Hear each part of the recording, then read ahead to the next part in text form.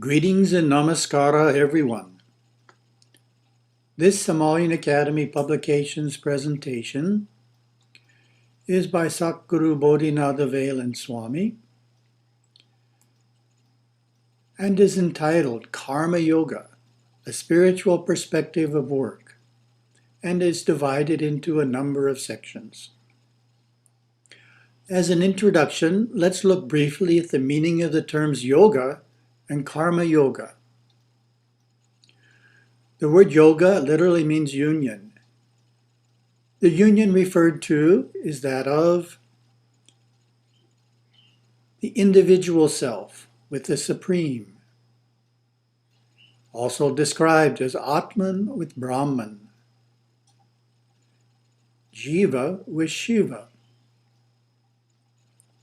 However, when yoga is added to terms such as karma, bhakti, raja, or jnana, it takes on the meaning of the perspectives and practices that promote one's progress toward realizing eventual union.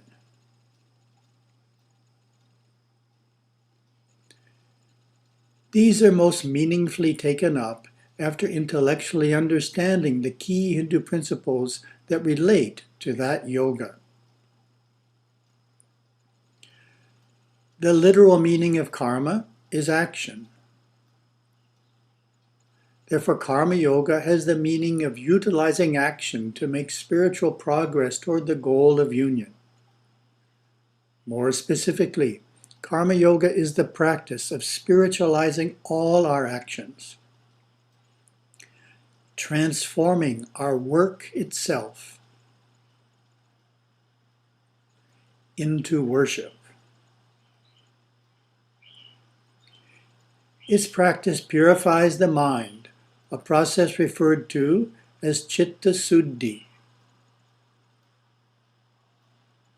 Said another way, there is a tendency to think that spiritual progress is made by renouncing actions, by lessening our involvement in the world. Karma yoga charts a path, not of renouncing our actions,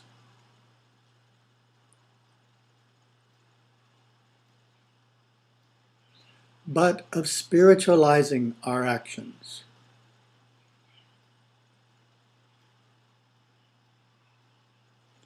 Furthermore, it gives us specific perspectives and practices to achieve this goal, as well as principles to understand. That concludes our introduction.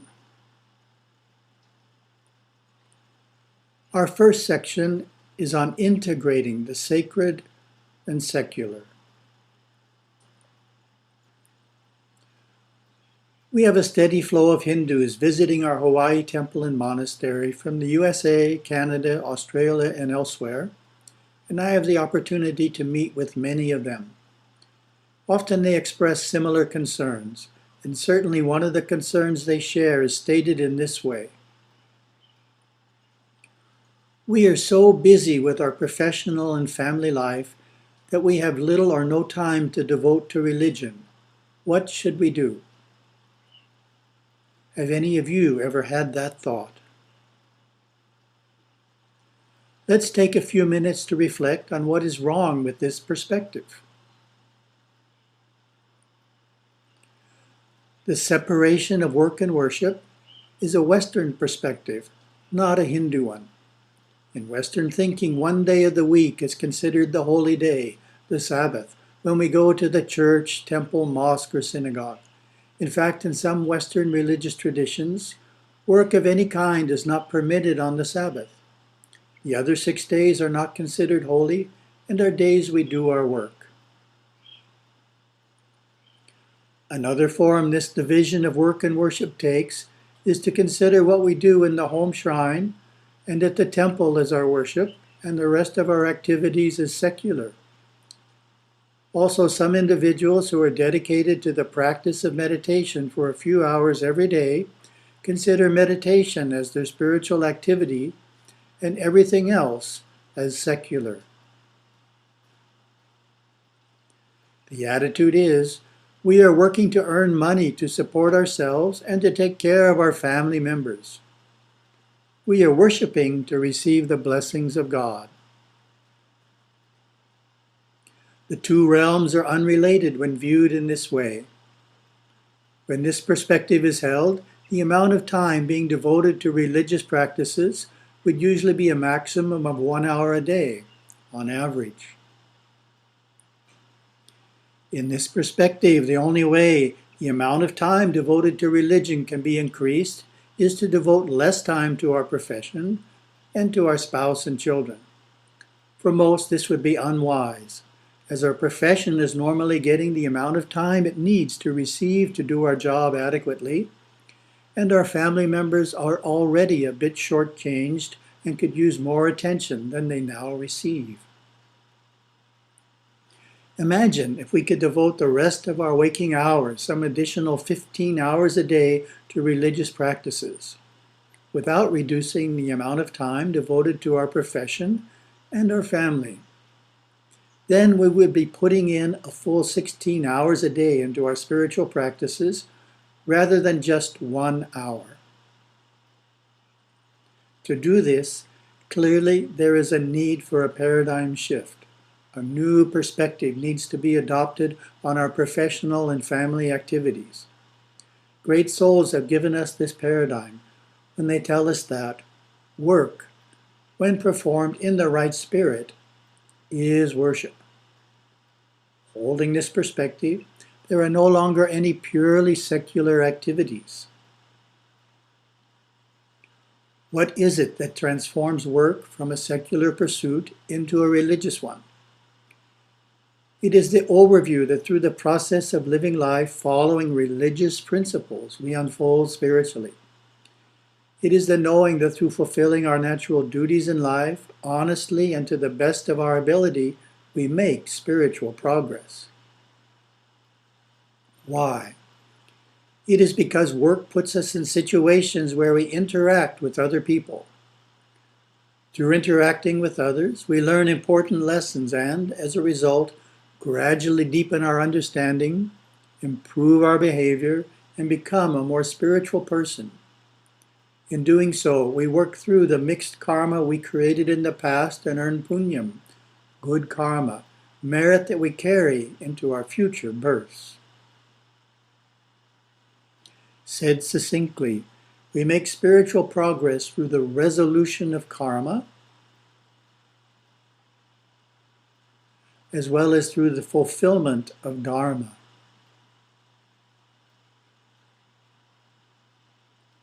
With this in mind, we can see that when we hold the right perspective and follow right action, our daily work contributes to our spiritual progress just as much as attending pujas in the temple, worshiping in our home shrine, going on pilgrimage, singing bhajans, meditating, or studying scripture.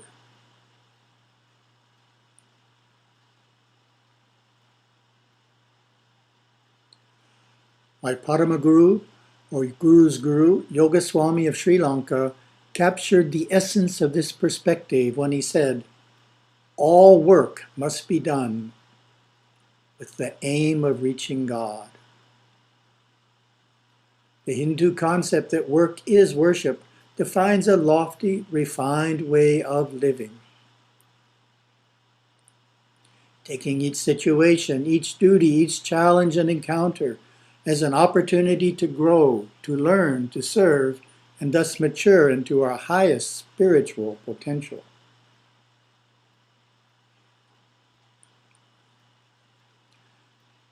No matter what type of work it is, be it at home or in an office building, whether pleasant or distasteful, interesting or monotonous,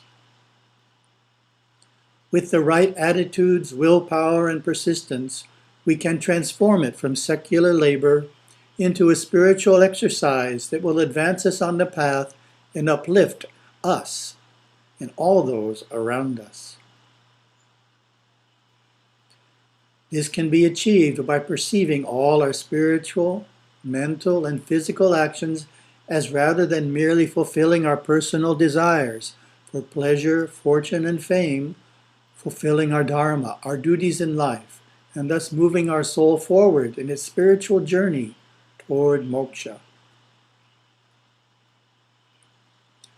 When we are stable in the viewpoint of performing all work with the aim of reaching God, this naturally leads to a deeper perspective that each task we are doing is an offering to the Lord. Just as placing a flower in front of a murti or picture of the deity is an offering, each task we do is also an offering. Each is simply a different way of worshiping God, a different way of bringing us closer to God.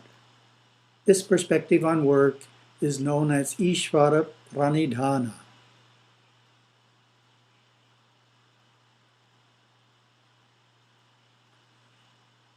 My Paramaguru Yogaswami once spoke to a laborer who was cleaning the lavatory outside his hut. "Oh Ramaswami, are you doing Shiva Puja, divine worship, out there?" Yogaswami's words to a young man just starting his career were, "You are going out to work. You must dress well and look dignified. Everything should be an offering to God. The world is an altar."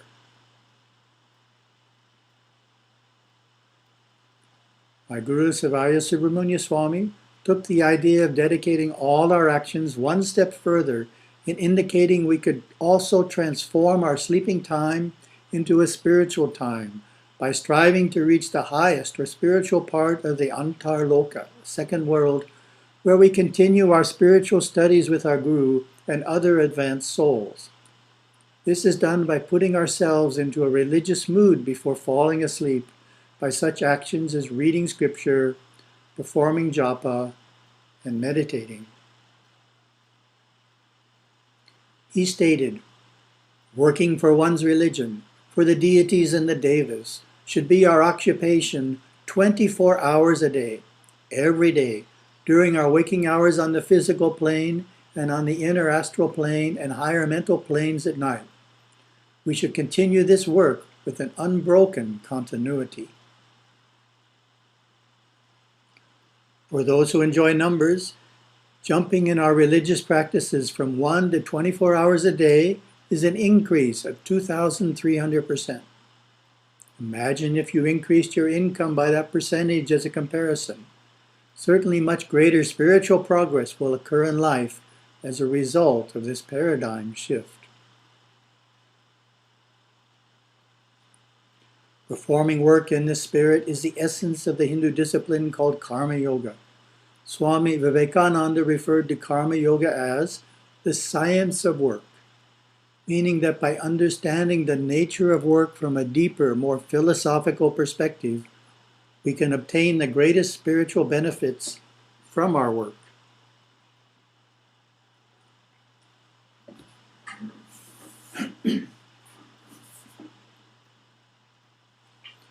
Swami Ramakrishnananda of the Vishwadharma Mandalam, located in New York City, has an insightful statement about Karma Yoga. Far from instructing us to abandon our work for a life dedicated solely to meditation, or dividing our days into hours of labor and hours of spiritual life, Karma Yoga offers an attitude in which, once adopted, we can transform our work, as arduous or laborious as it may be, into yoga and meditation, tools for spiritual growth and evolution. It is essential for every aspirant who lives in our modern society to delve into the wisdom of Karma Yoga without underestimating its value or importance.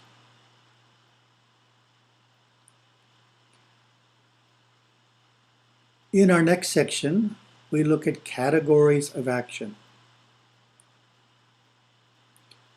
Naturally, the question arises, what work should not be done and what work should be done? Clearly, some types of actions produce spiritual progress, others produce no benefit, and some even cause us to move backwards spiritually. Let's focus first on what should not be done. Spiritualizing our actions, transforming our work into worship, begins with overcoming basic instinctive patterns, such as the tendencies to become angry and hurtful. A helpful list of the qualities we need to develop to control these tendencies is contained in the 10 classical restraints called yamas. which are non-injury, truthfulness, non-stealing, divine conduct, patience, steadfastness, compassion, honesty, moderate appetite, and purity.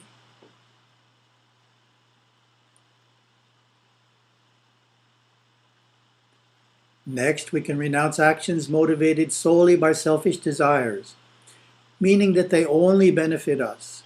They give us additional pleasure, wealth, or possessions, but do nothing for other members of our family, friends, or others we encounter regularly. Next, we can look at duty. We all have certain duties in life to perform. The duties of those following the path of family life change according to age. This is called ashrama dharma.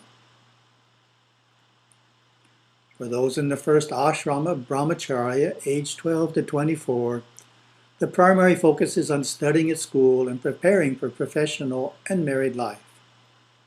In the second ashrama, grahastha, age 24 to 48, the primary focus is raising a family and fulfilling a career. The third ashrama, vanaprastha, age 48 to 72, is a time of transition from family and career to one of elder advisor to the younger generation. The fourth ashrama, sannyasa, age 72 onward, is a time in which the primary focus is on moksha, meaning that religious practices are the main activity of one's day.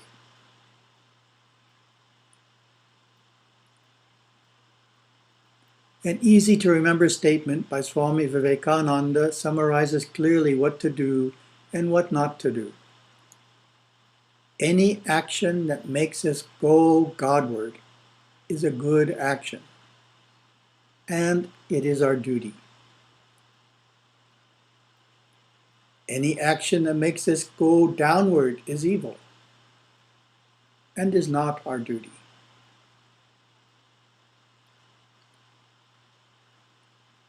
Our natural profession in this life is based on the professions we have filled in the past lives, plus the karma we bring into this life. This is our swadharma, our ideal pattern in life, and fulfilling it to the best of our ability causes us to maximize our spiritual progress. Paramaguru Yogaswami stressed this point to his devotees in Sri Lanka a half-century ago. Do your work.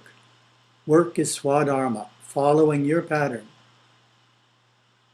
We are cautioned to never think that one's own work, and hence oneself, is greater than that of others, as well as to never shirk from doing one's ordained duties, however unpleasant or lowly they may appear.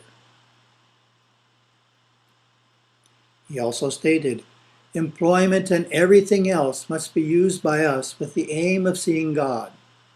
One who lives with this aim will be content with any kind of work. To initially remind us that work is indeed worship, we can introduce religious practices into our work routine as much as the situation permits. Doing this, even in small ways, brings blessings to our place of work and gives it a more spiritual atmosphere. Many devotees take a 5-minute meditation, yoga break twice a day. Others keep a small photo of their guru or chosen deity nearby to keep them uplifted and reminded of their highest aspirations. A woman in Maryland said that twice daily she sits for a moment, breathes deeply, and basks in appreciation for God's ever-flowing grace. A New York grocery store owner keeps a shrine in the corner where he does puja every morning, asking Ganesha to bless his business for the day and remove any negative forces and obstacles.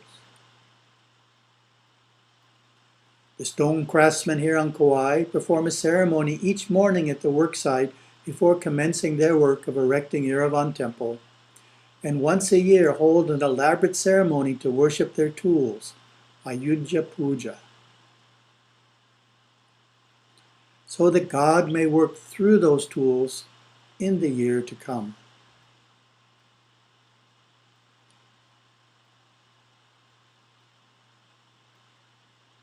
Our next section is about an expanded concept of duty. A scripture filled with many excellent ethical guidelines is the Tirukural, written by the weaver Tiruvalluvar some 2,000 years ago.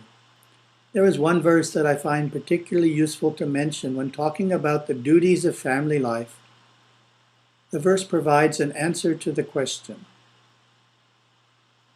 what is the purpose of earning wealth and establishing a home? What do you think the answer would be? The common answer, of course, would be something along the lines of providing shelter, food, and the other necessities of life to our immediate family members, husband, wife, children, and any parents living with us. The answer the Quran gives is quite different. It says the purpose of earning income and establishing a home is to provide hospitality to guests. This Tirukural verse has expanded the Purushartha of Dharma beyond merely acting virtuously into the realm of giving, dana, helping others. Another way of stating the same idea is to say that from the Hindu point of view, duty does not end with the acquisition of wealth, but extends into the wise use of that wealth to help others, including generously supporting our Hindu temples and other Hindu institutions. Hospitality is an important part of Hindu culture, and the spirit of it is captured well in the statement, the guest is God. This is the opposite of some homes in the West where the guest is an intruder, and the goal is to have him or her leave before dinner is served. Whereas the Hindu spirit is to try hard to convince the guest to stay for dinner. Ask once, and if the guest says no the first time, ask a second, ask a third, and even a fourth time. If the fourth request does not yield a yes, then you have done your duty as a good host. The Tirukural succinctly states this expanded concept of duty in verse 43. The foremost duty of family life is to serve duly these five: God, guests, kindred, ancestors, and oneself. There is a famous verse in the Taittiriya Upanishad referring to the guest as God. Be one to whom the mother is a god. Be one to whom the father is a god. Be one to whom the teacher is a god. Be one to whom the guest is a god. Whatever deeds are blameless, they are to be practiced, not others. Whatever good practices there are among us, they are to be adopted by you, not others. In the Voices or Testimony section of What is Hinduism's Chapter 10, there is one personal testimony about hospitality. Grandma made a big point to us about hospitality. She took it as a spiritual duty to serve guests as if they were God. This helped a lot in tying her community together and gave the family a loving way to greet the outside world. If a guest comes to a family, even unannounced, he is invited in warmly and asked about his well-being. He is also served the best food in the house, even to the extent that family members may go hungry to ensure that the guest is well fed. Hinduism taught us the love of all living creatures. At lunchtime, my mother would say a silent prayer and set aside a portion to be fed to the cows. If a hungry man came to the door at mealtime, he was fed and given a few coins. It is interesting to note that the Sanskrit for be one to whom the guest is a god is Atiti Devo Bhava. Atiti has the literal meaning of one who comes suddenly as a guest without any regard to the Titi, day of the lunar calendar. In other words, he drops in unexpectedly. To conclude this section, here is a quote from Gurudeva. Let your service to mankind begin at home and radiate out to the world. Begin at home with those closest to you before venturing out among friends and strangers. Let your example be your first teachings. Next is a section on detachment from the results. In addition to simply fulfilling our duties, we are enjoined to be unattached to the results. In other words, we do what is right, simply because it is the right thing to do.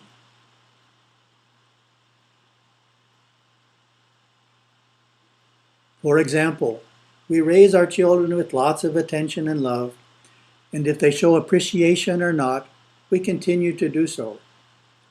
This is also a selfless approach called selfless love. Our love is unconditional. We help out our neighbors often, and whether they reciprocate or not, we still continue. We run for public office, and whether we win or lose, we are unaffected. Losing does not cause us to become depressed. We do our best at work, and if others get recognition and we don't, we still continue doing our best.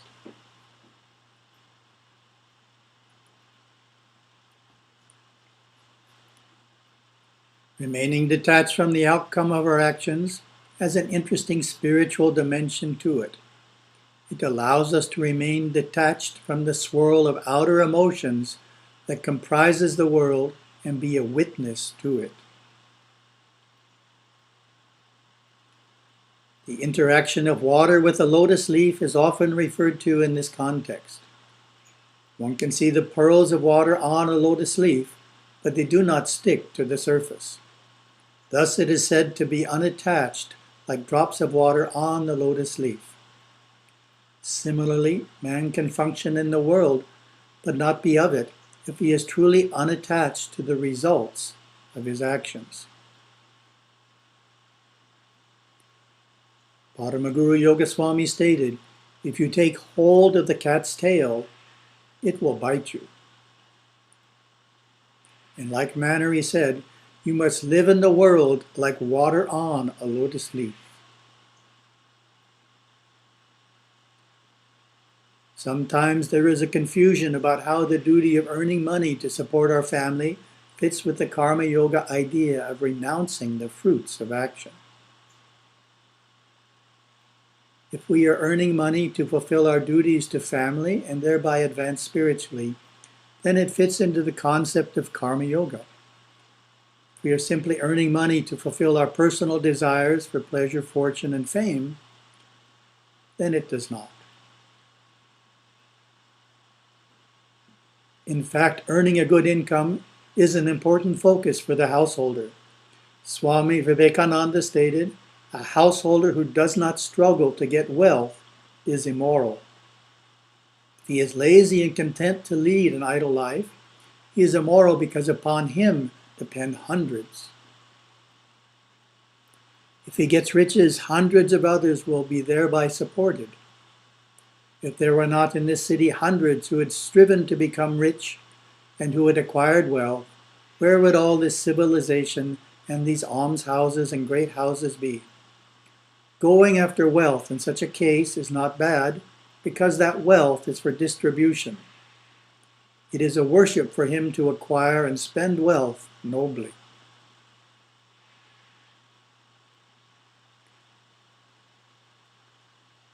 Our next section is about selfless service. An additional depth of Karma Yoga is achieved by adding new activities to our life that are done purely as selfless service to help and serve others. This is a means to overcoming selfishness, a quality that is as prevalent today as ever. The key lies in helping others in truly selfless ways, with no expectation of payment, presents, praise, or prestige. Normally, such karma yoga is done at a temple or ashram. When performed at the temple in the right spirit, it has the benefit of bringing us closer to the deity. But it is wise and prudent to extend such service as widely in your life as you can, such as helping others in your workplace beyond what is expected, willing and without complaint, as well as helping others at school. This counteracts the instinctive tendency to only serve ourselves, to promote our own goals and career, and to help others only begrudgingly, which ultimately makes us a lonely, unhappy, limited person. The fact is, the more selfish we are, the less happy we are, and the less selfish we are, the happier we are. Selfless service is an important practice that everyone, young and old alike, can do. Paramaguru Yoga Swami referred to service as seva, meaning service to God, and encouraged all his devotees to perform it regularly. There are many opportunities to perform seva by helping out at temples with the many chores and puja preparations. You can also take time to teach children the basics of our religion and culture. Visiting the elderly is another form of service and is greatly appreciated by those who are visited. How much service should we perform? My guru suggested 4 hours a week as a good guideline. All such acts of seva earn punyam, good karma, merit that we carry into our next birth. In fact, merit is true wealth in that it is the only possession we are able to take from one life to the next. He stated, everyone, no matter what their skills, can and should give 10% of their time each week in service to their religious institution. We calculate it as 4 hours a week, which is 10% of a 40-hour work week, which amounts to 208 hours a year. It is also acceptable to tithe, give 10% of one's time in intense projects all at once, rather than each week.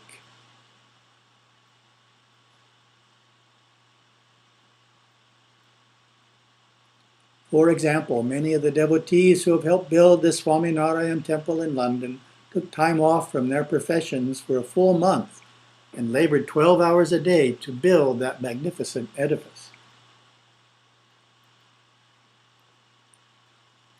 It has been our experience that those who live beyond their means, juggle their income, and manipulate don't have time to give 10% of their time for religious service. That has been our experience. The centrality of selfless service to karma yoga is reflected in the fact that karma yoga is sometimes simply referred to as the path of selfless service. Thus, another term for karma yoga is seva, which means service. Youth performing selfless service is the topic of our next section.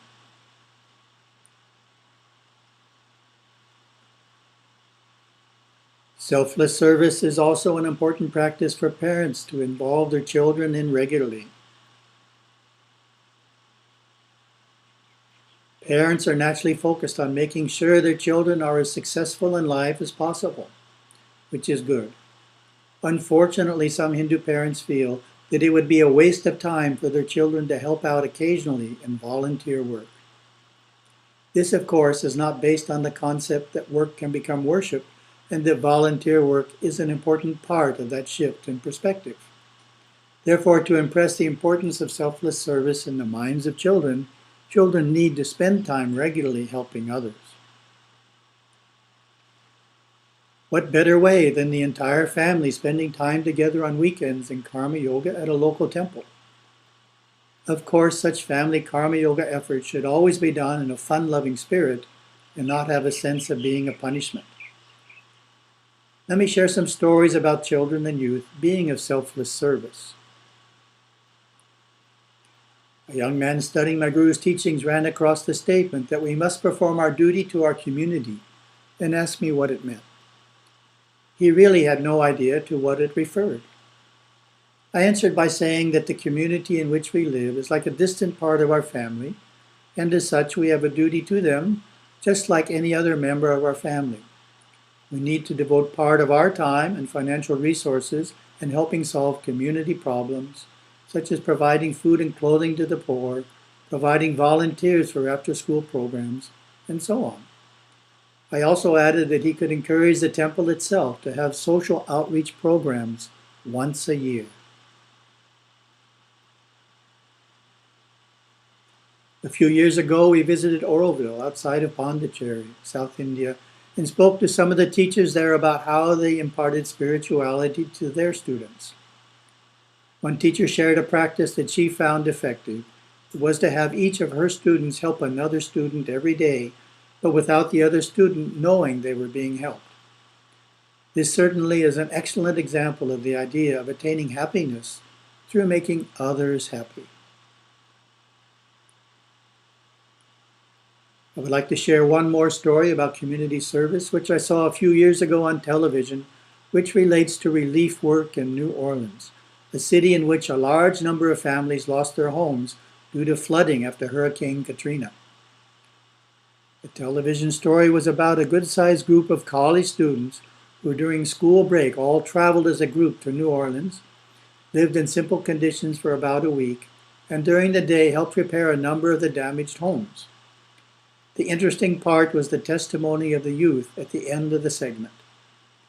The common theme in all their statements was, they had never done anything like this before, were quite surprised at how good it made them feel, and hoped to have an opportunity to volunteer again and do more of this rebuilding work in the near future.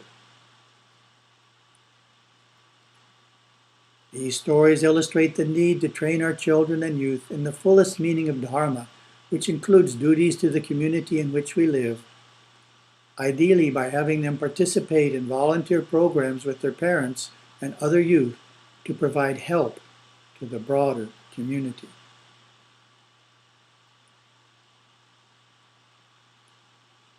Our next section is about the benefits of performing humble tasks.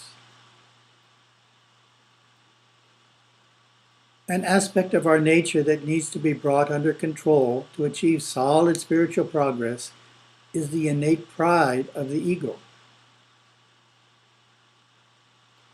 Webster's dictionary defines pride as an unduly high opinion of oneself, exaggerated self-esteem, conceit. The opposite of pride, of course, is humility. Unfortunately, our modern educational system at the university level quite often increases in students their sense of intellectual pride. A way of measuring an individual's pride is to offer a compliment for something they did. Do they simply take it and say thank you? Defer some of the praise by saying it wasn't really that much of an accomplishment? Or do they even redirect the praise by saying it was only possible because of my great teacher, or by the grace of God?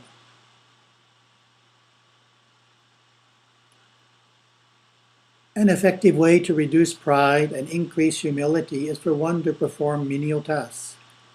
Karma Yoga offers such opportunities through offering your service at an ashram or temple for such tasks as washing dishes, washing clothes, cleaning the kitchens and bathrooms, working in the gardens, washing the windows, sweeping the paths, all without seeking praise or approval. Swami Shivananda relates a relevant story of such training provided by Mahatma Gandhi at his ashram. Study the autobiography of Mahatma Gandhiji. He never made any difference between menial service and dignified work. Scavenging and cleaning of the latrine was the highest yoga for him. This was the highest puja for him. He himself did the cleaning of latrines. He annihilated the illusory little I through service of various sorts. Many highly educated persons joined his ashram for learning yoga under him. They thought that Gandhiji would teach them yoga in some mysterious manner in a private room and would give lessons on pranayama, meditation, abstraction, awakening of kundalini, etc. They were disappointed when they were asked to clean the latrine first. They left the ashram immediately. Gandhiji himself repaired his shoes. He himself used to grind flour and take upon his shoulders the work of others also when they were unable to do their allotted portion of the work of the day in the ashram. When an educated person, a new ashramite, felt shy to do the grinding work, Gandhiji himself would do his work in front of him, and then the man would do the work himself from next day willingly. Swami Shivananda adds the comment that he who has understood the right significance of karma yoga will take every work as yogic activity or worship of the Lord. There is no menial work in his vision. Every work is puja of Narayana. In the light of karma yoga, all actions are sacred. That aspirant who always takes immense delight in doing works which are considered by the worldly man as menial services, and who always does willingly such acts, only will become a dynamic yogi. He will be absolutely free from conceit and egoism. He will have no downfall. The canker of pride cannot touch him.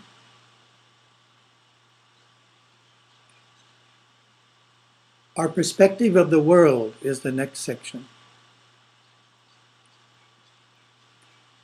A concept quite interrelated with the nature of work is the nature of the world. Interestingly, as our concept of work changes, so too does our concept of the world. How can the world be categorized? Really, in and of itself, it has no inherent characteristic.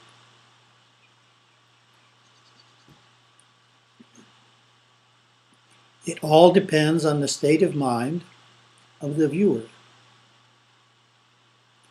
As Swami Krishnananda of the Divine Life Society states, we see outside what we actually are inside. To some, the world is clearly a place where we have a chance to pursue pleasure. To others, it provides opportunities to acquire wealth.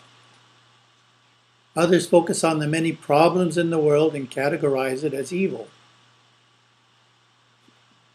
However, to a karma yogi, it is none of the above. Rather, it takes on a spiritual nature.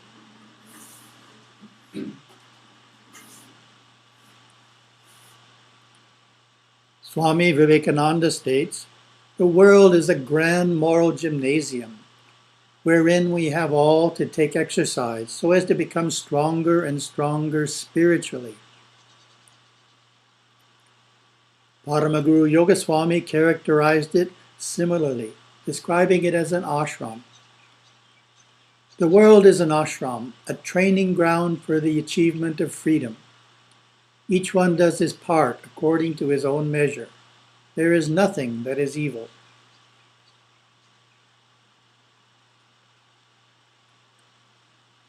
Let's look more closely at what it means to say that all the world's an ashram. An ashram, of course, is the residence and teaching center of a swami or spiritual preceptor. It is a place we go to learn about our religion and make spiritual progress. When we go out the door of our home to go to work, school, or elsewhere, do we have in mind that we are going to an ashram? That our actions during the day in the office, factory, hospital, classroom, or elsewhere will help us evolve spiritually and bring us closer to moksha? When we come home and reflect back on the day, do we feel we made spiritual progress while out of the home? Certainly, this perspective of the world becomes stronger and stronger as we deepen our practice of karma yoga. What about the concept that the world is unreal or illusion? Is that a part of the practice of karma yoga? This view of the world is that for spiritual progress to occur, the world must simply be renounced. For those family men or women in the sannyasa ashrama of life, the unreality of the world can be a helpful perspective. For the rest of Hindu humanity, it is definitely not helpful, as it keeps us from engaging in the world with a positive spiritual attitude toward it. Looking at the world as illusion is similar to a schoolboy or girl looking at school as an illusion. He or she will definitely miss the value of the experience. A final thought on this idea from Paramaguru Yogaswami. Work for work's sake, love for love's sake. This world is a big temple to which all kinds of pilgrims come, good, bad, and indifferent. Let us concentrate on our own worship and not find fault with what others do.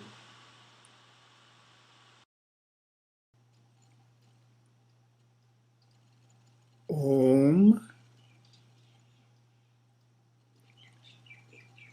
Shanti Shanti Shanti.